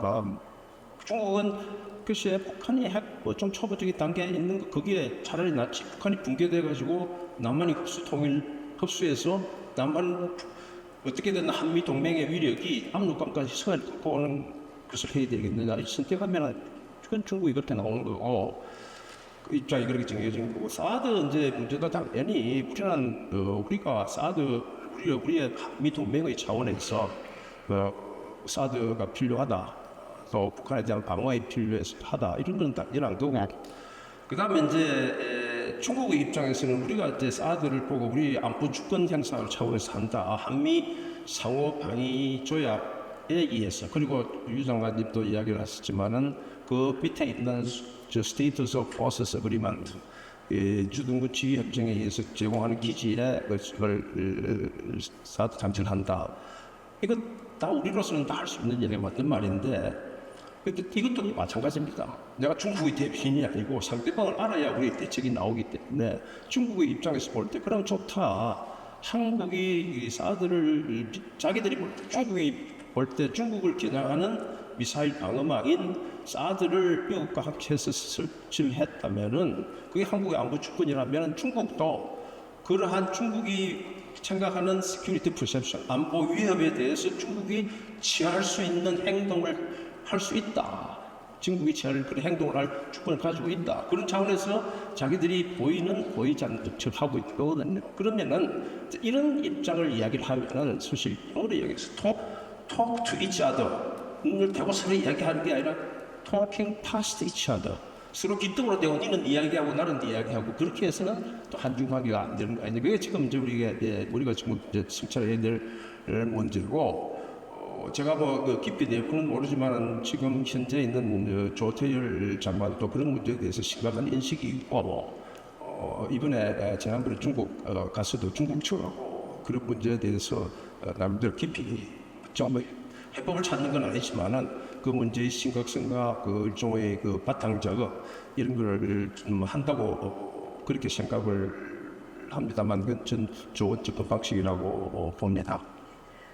송 장관님 말씀하셨던 그런 딜레마가 사실 뭐 김 장관님이나 윤 장관님도 다 겪으셨던 상황일 것 같은데 이런 인사이트를 좀 같이 보태주실 수 있는 게 있을까요? 장관님들, 윤 장관님, 김 장관.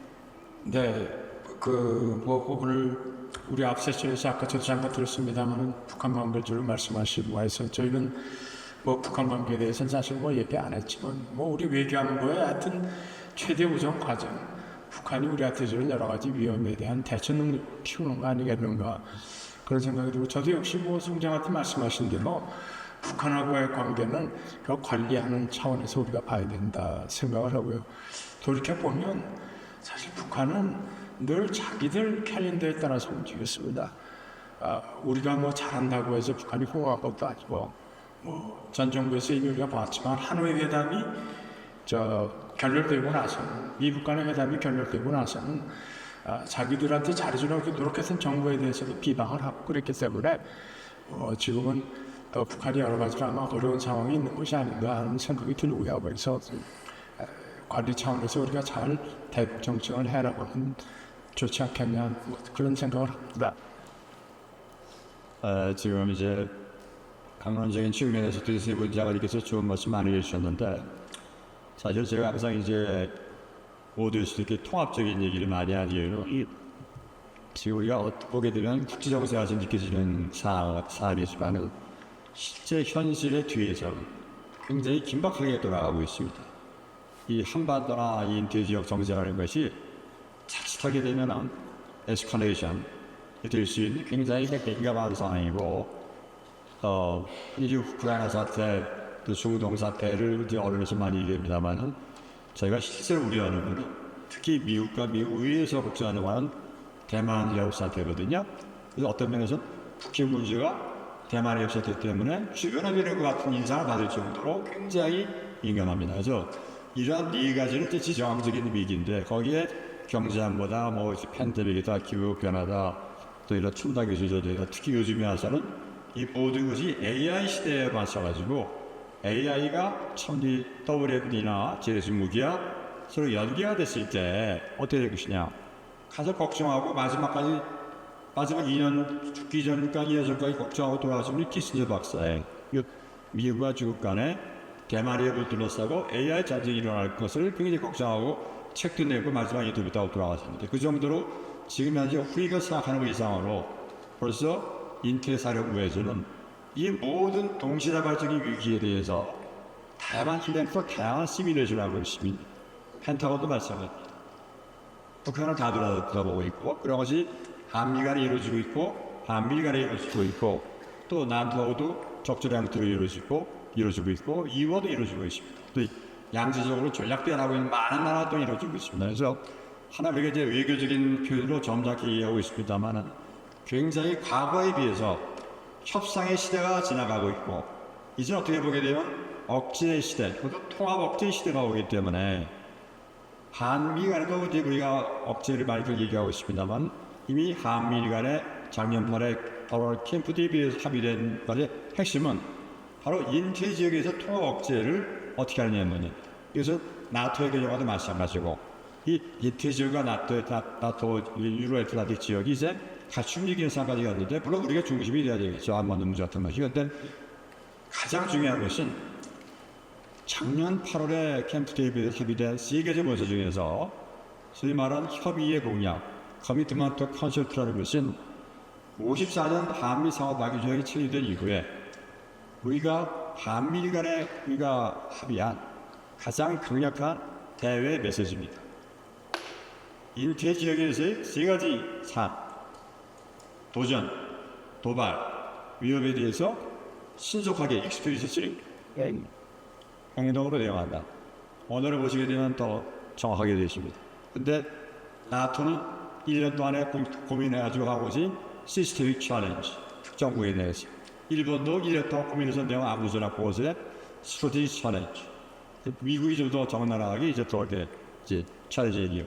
우리가 그런 도전이라는 표현을 추가해서 인태 지역에 어느 수에서 나오든지 간에 산상을 변경하는 지역에 대해서는 우리는 신속하게 대응하겠다는 것이 바로 도발, 위협, 그다음에 이제 이 프로케이션, 위기 이 세 가지 다 얘기하고 그래서 이러한 그 우리 지금 새로운 변화에 대해서 우리가 이제는 하나의 플레이트 위에 한반도의 위기 문제와 한반도의 중요한 문제와 다른 문제 같이 연계되기 때문에 이러한 통합적인 시각, 연계된 시각에서 항상 이제 한국을 모시게 되면 자칫하는 우리가 도움을 원할 때 도움을 받지 못할 수가 있다. 그래서 우크라이나에 대한 지원이 중요한 것이고 지금 두 분 자매님들이 말씀하신 주일 유엔사 또는 주일 미국 위지가 굉장히 중요한 것이고 심지어 남중국해와 동중국해에 있는 이런 문제도 우리가 굉장히 중요하다. 심지어 중동에서 지금 당장 호의가 차단이 되고 수지가 차단이 되고 하나와 문화가 차단이 되고 상 우리 분리의 영향에서 공급하기 차단이 생기잖아요. 그러니까 이제 이로부터 연계되는 상황에서 사실은 이제는 안보, 경제, 기술 이 모든 것이 굉장히 긴밀히 연결되어 있기 때문에 이런 이 글로벌 그 피보터 스테이트 용어치 어떻든 간에 글로벌해 보겠다. 또 이제 인도적 전체를 보겠다. 이제 또 경제안보랑 국가원 연계시켜 보겠다는 통합적인 어프로치는 상당히 이제 어떤 정부가 오더라도 이게 불가피한 그런 현상이라고 봅니다. 다만 이제 우리가 본질적으로 그 중에서도 진짜 우리한테 민감한 이제 뭐 이런 미중 관계라든가 이런 것들 또 북한 관계는 어떻게 할 것이냐는 문제인데 결국 현재 시점에서는 이제 북한 문제는 우리가 협상의 중요함은 알지만 물리적으로 어렵기 때문에 이제는 억제시로 움직이고 있고 그 억제의 가장 중요한 축이 한미동맹과 뜻을 갖서는 유사 입장입니다. 그것이 이 앞으로는 소다자주 형식으로 대적에는 서너 가지 소다자 형태와 심지어는 유로애틀란틱에 있는 나토와 자유주의로 이 많은 것들을 저희뿐만이 아니라 이제는 인도도 하고 있고 또 다른 나라도 하고 있다. 그래서 이러한 시대적인 추세에 맞춰가지고 시대 정신에 맞는 새로운 대전나라 한국 정부가 시가지고 지금 그렇게 세우려고 하는 그런 이제 그대로 이번에 GPS랑 이 대전을 만든 것 같고 앞으로는 그 강론을 튀어나가야 된다. 그리고 앞으로 이제 제일 중요한 것은 저 가끔 얘기하는 말씀 Be at the table or be automated. 이제 우리가 이런 세계 질서를 이제 좌지우지하는 국가들의 테이블에서 같이 참석해서 같이 질서를 롤 쉐이프가 되지 않게 되면은 아까 총장이 말씀하신 대로 우리가 롤 테이크가 되고 파버가 되기 때문에 우리가 인플루엔서가 되지 않은 그런 취지가 바로 Be at the table 전쟁이고 아니면 Be automated.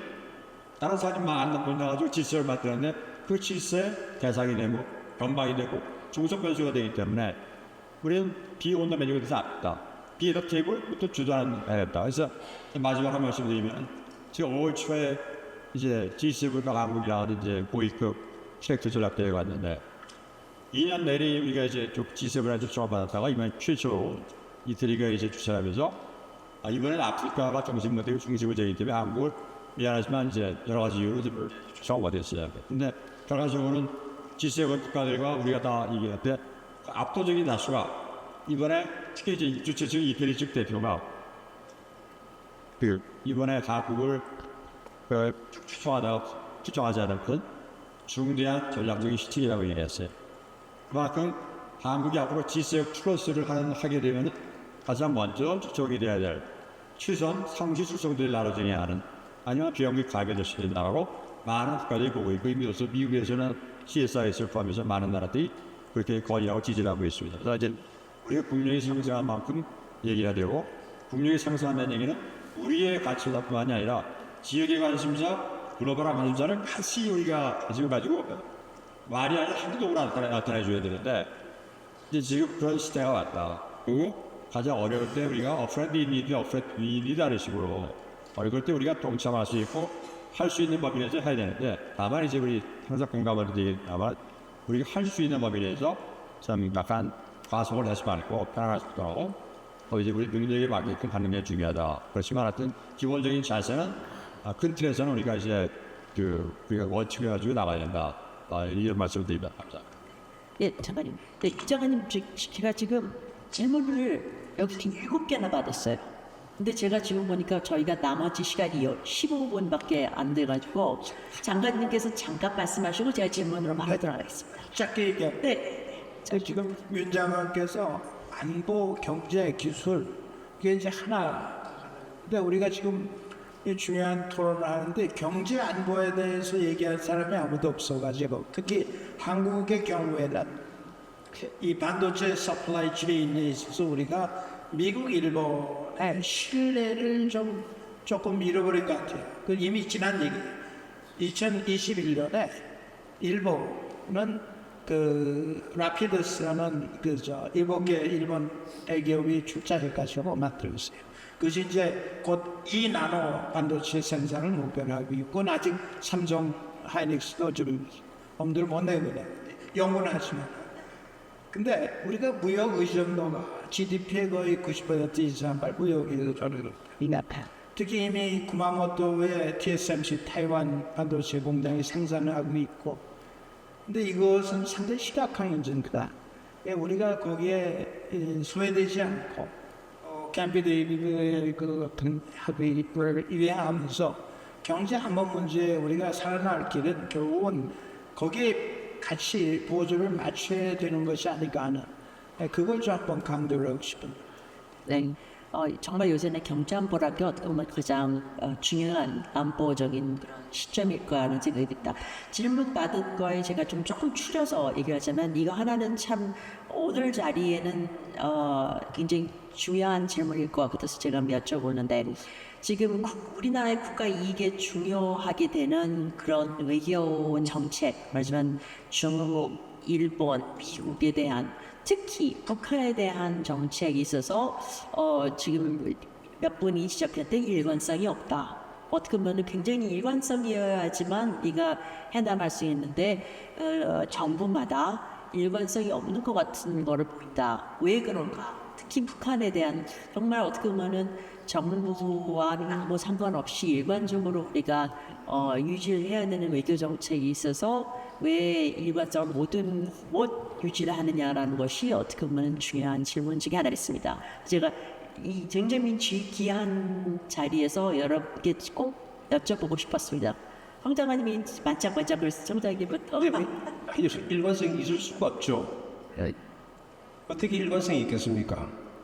정부가 5년마다 바뀌면서 정책이 그 놀이공원에 그 바이킹처럼 왔다 갔다 하는데 어떻게 일관성이 있겠어요? 왜냐하면 새 정부가 들어오면 전 정부권 다 바꿔야 되는데 거기서 우리가 어떤 일관성을 찾겠습니까? 저는 그거는 우리의 정치 구조를 현재와 같은 5년 단임제 정부를 하고 있는 한은 사실은 불가능합니다. 가끔 우리 좋은 말로 협치를 한다. 협치 또는 초당 외교를 한다. 그건 저는 행정부에서도 있어봤고 입법부에서도 있어봤지만 그건 현실적으로 불가능한 이야기입니다. 그거는 마치 배사공이 북극성을 보고 배를 찌어가는데 그 좌표를 해서 마치 자기 배가 북극성에 도달할 거라고 믿는 것만큼 어리석은 생각입니다. 가장 정쟁성이 강한 정책을 포함해서 어떻게 이게 되겠다.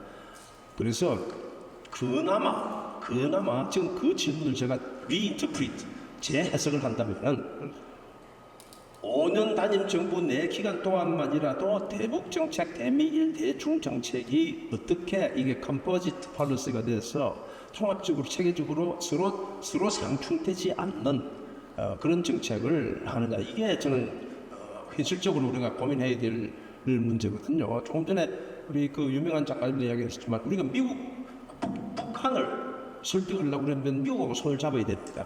근데 미국하고 손을 잡으면 한국만 미국하고 손을 잡아야 되는 게 아니라 일본하고 같이 가서 워싱턴 보고 이렇게 하자 그러면 그건 훨씬 설득력이 있습니다.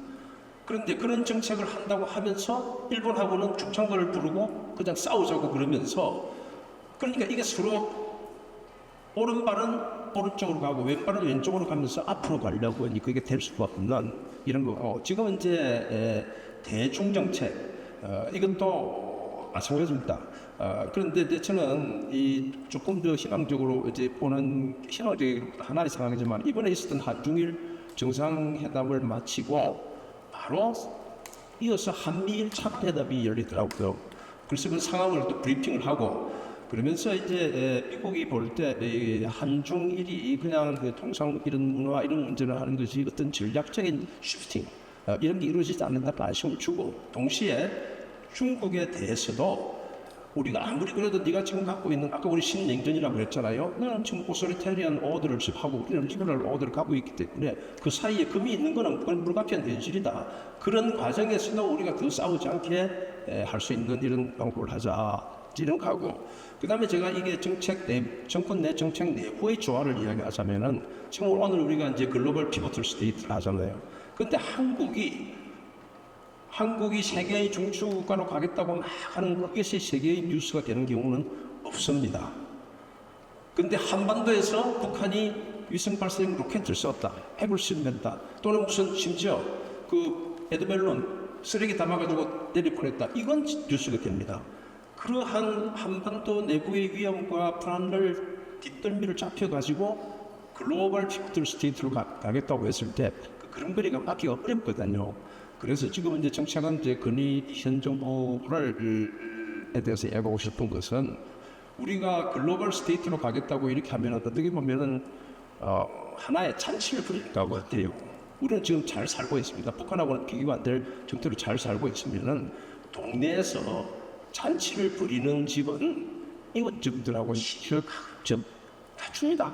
있던 분쟁도 듣고 또 예방도 하고 이렇게 해야 되거든요. 그래서 대북 정책과 글로벌 피보틀 스테이트 플러스가 이 조화를 이루어 있던 그때 그런 면에서 그네하고 정말 우리가 흔히 뭐 그런 이야기를 많이 쓰지만 전략적 모호성, 전략 또는 건설적 모호성 등등 이야기하는데 이 자리에서 지금 생각이 나거나 스트래티직 모더레이션, 대북 정책을 좀 전략적으로 모더레이트 할 필요가 있다. 이런 걸 하면서 지금 5년 내라도 정책이 여러 분야로서 이렇게 조화를 이룰 수 없는 악의가 맞는 이런 노력을 해야 되지 않겠나 이런 생각이 듭니다. 네, 장관님의 그 wisdom strategic modernization,까지를 제가 들었습니다. 첨언해 주실 다른 장관님께 있으시면 다른 주세요.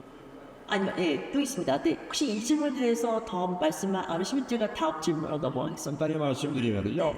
기본적으로 그 질문에 대한 그 철학적인 또 전략적인 측면인데 결국은 이제 남북 관계를 중심으로 이 난제를 풀 것이냐는 그런 이제 시각과 더 이상 이 남북 관계를 중심으로 푸는 것은 이제 실질적으로 어렵다는 것으로 판명됐다. 그래서는 어떻게 보게 되면 같은 유사입 정권의 협력을 통해서 아니면 국제사회와의 협력을 통해서 푸는 것이 더 결과적으로 남북 관계 푸는 도움이 된다는 큰 시각의 차이에서 온다고 봅니다. 그래서 그것이 이제 지금 현 정권은 그런 후자의 시각을 취하는 것 같고 아버지 모적으로 이제 전자의 시각을 취한 것 같은데 그런 하여튼 요새 장난치고 다 있습니다만은 현재 이제 갖고 미국, 일본 또 인태 지역의 많은 나라들과 EU와 나토 이런 경우는 이제 결국 후자를 취하는 입장이죠. 왜냐하면 이것은 북한 문제뿐만이 아니라 지금 중동 문제 또 이런 러시아 문제들에서 유사한 상황들이 발생하고 있기 때문에 그걸 아까 이제 송장관이 말씀하신 로즈베이스드 인터내셔널 오더의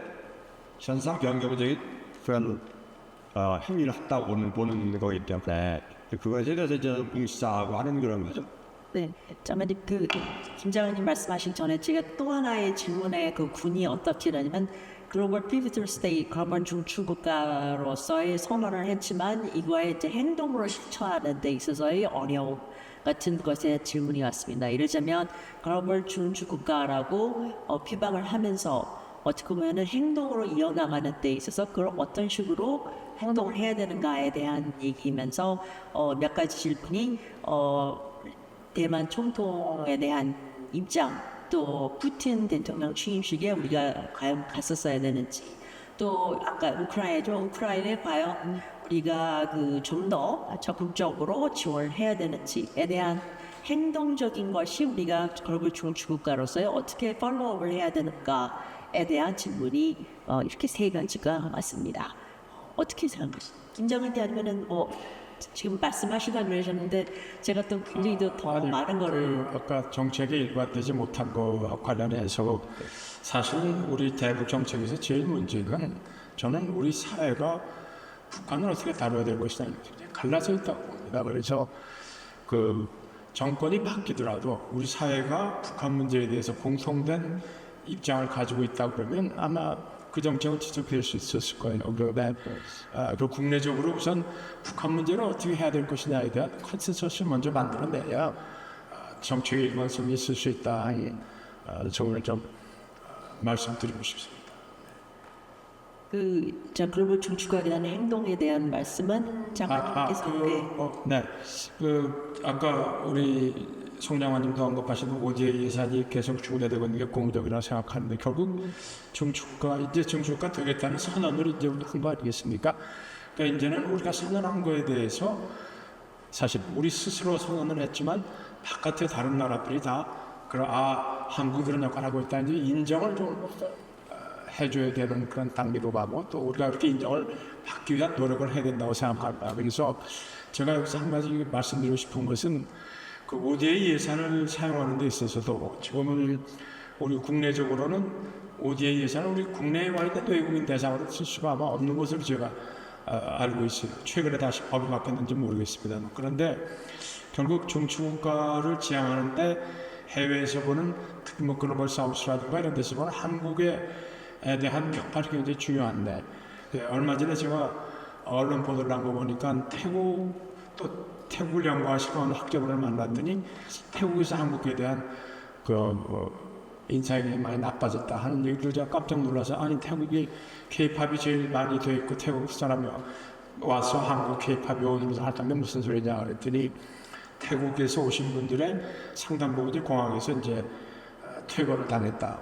한국 입국이 안 되고 사실은 우리가 아무리 좋은 일을 해도 그런 일을 당하는 사람들이 있으면 결국 거기에 대한 인상은 나빠질 수가 있는 거니까 좀 국내적으로 우리가 출입국 관리국하고도 좀 코디네이트를 잘 하고 또 우리 난민 정책 여기 제주도에 온 난민 때문에도 굉장히 한국에서 뭐 논란이 많이 있었습니다만 우리가 이제는 글로벌한 차원에서 ODA 예산을 가지고 난민도 우리가 수용할 수 있고 또 거기에 대해서 쓸 수 있고 그래야 국제사회에서 한국이 이제 좀 이런 면에도 관심을 갖고 노력을 하고 있구나 하는 걸 좀 인정해 주지 않을까 저는 그렇게 생각을 합니다. 그래서 좀 인권이라든가 난민 문제 이런 거에 대해서 한국이 좀 더 눈에 띄는 활동을 좀 해야 되지 않나 그런 생각이 합니다.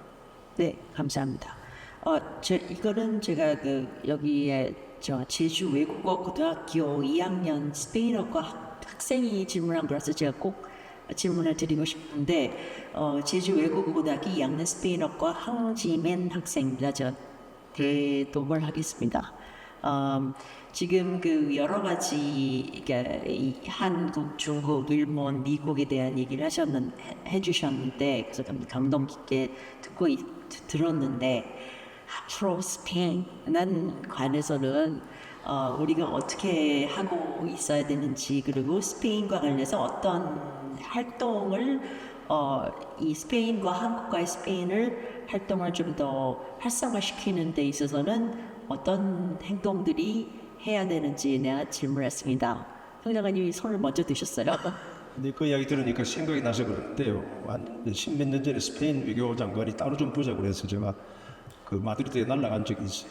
근데 스페인이 국제사회에서 처해 있는 위치가 우리하고 비슷한 점이 많습니다. 쉽게 말해서 G7 국가에 들어가지를 못하고 G7 문턱에 있으면서 예를 들어서 여러분 스페인 공부하신다고 그러니까 스페인하고 이태리하고 그 사이에 있는 이 미묘한 차이 있죠. 이제 스페인이 상당히 차별가 어려운데 제가 그런 면에서 좀 GPS하고 연관시켜서 말하고 싶은 거는 윤병세 장관이 있을 때 장관을 하고 있을 때 이 라이크 마인드드 컨트리 믹타라고 그랬죠. 이제 바로 G7 바로 바깥에 있는 나라들의 비슷한 규모의 국가들이 상당히 공통되는 이익이 많기 때문에 그러한 위상과 조금 전에 이야기한 우리가 지금 이민, 그다음에 인권, 기후변화 이런 등등에 관한 아젠다 이런 거를 결합을 해서 그게 하나의 힘을 뭉쳤을 때 한국이 이 글로벌 스테이트로 갈 수 있는 그런 중요한 길이지 않겠나 이런 생각이 듭니다. 네, 감사합니다. 제가 사실 1분 30초밖에 안 남았지만 그래도 마지막 질문을 꼭 하나를 다 공통적으로 드리고 싶은데 이제 어떻게 보면 영어는 benefit of hindsight, hindsight이 굉장히 foresight에 굉장히 중요한 요소라고 하는데 지금 장관님께서는 hindsight의 benefit은 다 가지고 계신 분들이라서 이제 지금의 외교 수장들한테 전하실 지혜 한마디를만 간단한 말씀을 한 가지만 부탁드리고 이 세션을 끝낼까 합니다. 윤 장관님부터 부탁을 드려볼까요? 예, 격동의 시대입니다. 우리 럼스펠드 장관이 좋아하는 얘기지만 우리가 이제 known unknown주가 있고 unknown unknown주가 있는데 지금 이 시대는 두 가지가 다 우리한테 다가오는 상황입니다. 그래서 우리가 이제 그런 상황에서도 한반도에만 너무 몰입하지 말고 제일 중요합니다만은 여전히 글로벌한 시각을 가지면서 노블레스 오브 리제너스의 역할을 다하면서 항상 국제 질서의 쉐이프가 되는 be at the table or beyond the menu 이거 명심하자는 거겠네요. 네, 잠깐만요. At the table or beyond the menu까지 오랫동안 기억하겠습니다. 김 장관님. 저는 이제는 뭔가 세계적으로 글로벌 가버넌스가 좀 바뀌는 시점에 와 있지 않는가. 그래서 한국이 어떻게 이런 바뀌는 글로벌 가버넌스 체제에서 우리가 어떤 역할을 할 수 있는가를 좀 생각할 때가 됐다. 그 점을 좀 꼭 얘기하고 싶습니다. 네, 고맙습니다. 이 장관님. 아직까지 국민들이 외교, 보는 시각이 정말 이렇게 심각하진 않아요. 사실 왜 심각하다는 것은 외교에 실패하면 전쟁이거든요. 그러니까 전쟁을 방지하기 위한 하나의 가장 큰 외교인데 외교는 뭐 만나서 좋은 얘기하고 파티하고 밥 먹고 이런 거만 하는데 그게 아니다. 하는 정말 좀 외교부 장관뿐만 아니고 국민들에게 설득하고 외교의 중요성을 좀 얘기해야 되지 않겠는가. 제가 이제 옛날에 베트남하고 수교할 때 92년대 베트남을 가봤어요. 근데 베트남은 프랑스하고 전쟁, 중국하고 전쟁을 2번 하고 뭐 미국하고 전쟁을 하고 이거 외교부의 위치가 국회에서는 바로 옆에 있어요. 그런 외교의 중요성에 대해서 우리 국민들이 너무 이해가 부족한 것이 아닐까. 그런 책임이 우리 외교부에 있다고 봐요. 좀 더 기회 있는 할 때마다 국민들과 설득하고 얘기하고 방송해나가고 이런 노력을 장관으로서 좀 더 했으면 저는 많이 못한 걸 후회하고 있습니다. 너무 일들이 많으셔서 주신 것 같은데 일도 하시지만 외교부의 중요한 역할에 대해서도 많이 알렸으면 좋겠다라는 장관. 송 장관님. 외교에 있어서 가장 제일 중요한 환경은 국내 정치입니다. 그래서 이제 한국의 외교 수장이 국내 정치 문제에 대해서 좀 상당히 주의를 기울여야 되고, 그 다음에 외교가 실패하면 전쟁이 나고, 그리고 그 전쟁을 끝나는 것은 또 외교가 끝이 됩니다. 근데 지금 우리 이 상황에서 북한이 아무리 교전 상태에 있는 남북관계라고 그러지만은 우리는 평화를 제약하고 있기 때문에 한국에서 그런 면에서는 외교장관이 이렇게 사실 둘이거든요. 외교장관하고 대북 문제는 통일부 장관인데 통일부 장관, 외교부 장관이 호흡을 맞춰서 같은 목소리를 내고, 그러니까 이 군사를 앞세우지 않는 외교를 이렇게 해야 되고, 그런 면에서 사실 어느 나라든지 미국 경우 예를 들어서 국가안보부 장관 같은 걸 마치고 장관 나갈 때 국무장관으로 갑니다. 우리는 안보 이야기하면은 국방장관이 뭘 하는 걸로 알고 있는데 외교장관이 가장 중요한 안보 분야 장관이거든요. 그래서 외교장관이 국방장관, 통일부 장관 이런 다 같이 규합을 해서 그 정책을 아까 제가 말하는 그 스트래티지 우리가 힘이 모자라서 그런 게 아니라 전략적 오더레이션을 해나가는 그런 주도를 좀 했으면 좋겠다. 그가 있습니다. 네. 전략적 모더레이션에 대한 말씀을 강조하시고 정말 모든 외교관들 수장이신 이 반 총장님의 그 회고록이 영어로 resolved거든요. 그러니까 어떻게 보면은 많은 그 문제, 뭐 전쟁, 평화, 뭐 여러 가지 이슈에 대한 외교의 어떤 노력과 역할이 사실은 눈에는 안 보일 때도 많지만 굉장히 중요하고, 이런 우리 장관님들이 오늘 여기서 다 말씀을 못하신 고초와 노력에 또 오늘날까지도 오지 않았나라는 생각이 듭니다. 또 앞으로의 그 외교관과 외교관을 지휘하시는 외교 수장님들의 건승을 빌면서 오늘 이 세션을 마치겠습니다. 감사합니다.